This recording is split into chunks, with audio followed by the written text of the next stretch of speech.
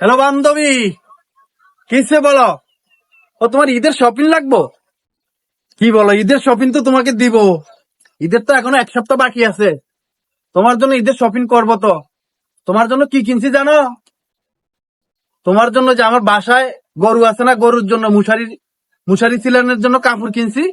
ওই গরুর মুশারির কাপড় ওটা দিয়ে একটা বোরকা সিলিয়ে দিব তোমাকে, বুঝছো?